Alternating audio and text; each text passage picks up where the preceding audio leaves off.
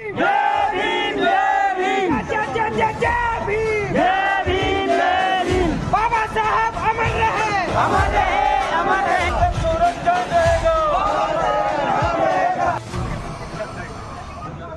सभी को जय भीम। आज हम बाबा साहब डॉक्टर भीमराव अंबेडकर जी की 69वीं पुण्यतिथि यानी महापरिनिर्वाण दिवस मना रहे हैं। आज ये काला दिन है, लेकिन कहीं न कहीं वो मसीहा जिन्होंने इस देश में नहीं बल्कि पूरे विश्व में अपना परचम लहराया था, आज के दिन उनका जो पंचतत्व में विलीन हुए थे, इसको लेकर पूरे विश्व में यानी पूरे भारत में श्रद्धांजलि सभा का आयोजन और उनको याद भी किया जाता है। ये वो महामानव थे जिन्होंने न केवल दलित वर्ग के लिए खास किया है कि पूरे भारत के लिए खास किया है। इनकी वजह से हम उनको याद करते हैं, कहीं ना कहीं उनकी कमी हमें खलती है। तो इस कमी को पूरा करने के लिए बहुजन समाज के SC ST OBC वर्ग के जो युवा तैयार हो रहे हैं, जो नौजवान तैयार हो रहे हैं, उनकी एक पहल बनती है कि बाबा साहब का जो गर्व है इस देश में इक्वालिटी लाने के जो प्रावधान है संविधान ने दिया जरूर है, लेकिन कहीं ना कहीं अभी भी मनुवादी सोच और मनुवादी मानसिकता के लोग दलित वर्ग को SC ST OBC वर्ग को प्रताड़ित कर रहे हैं। बाबा साहब डॉक्टर भीमराव अंबेडकर जी का जन्म 14 अप्रैल 1851 को हुआ था। बचपन से ही सामाजिक भेदभाव और विषमताओं को उन्होंने बहुत करीब से देखा था।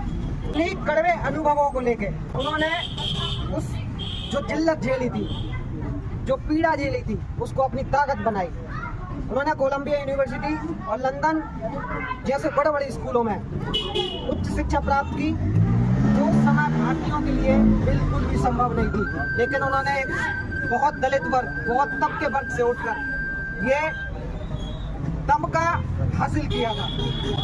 डॉक्टर अंबेडकर न केवल एक महान विद्वान नहीं थे, बल्कि वे एक संविधान निर्माता, अर्थशास्त्री, कानूनविद और मानवाधिकारों के सबसे बड़े प्रहरी थे। भारत का संविधान जिस पर हम गर्व करते हैं, उसकी रचना, उनका योगदान अतुलनीय है।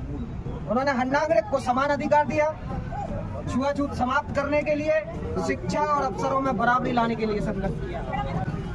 वो कहते थे, शिक्षित बनो, संगठित रहो, संघर्ष करो।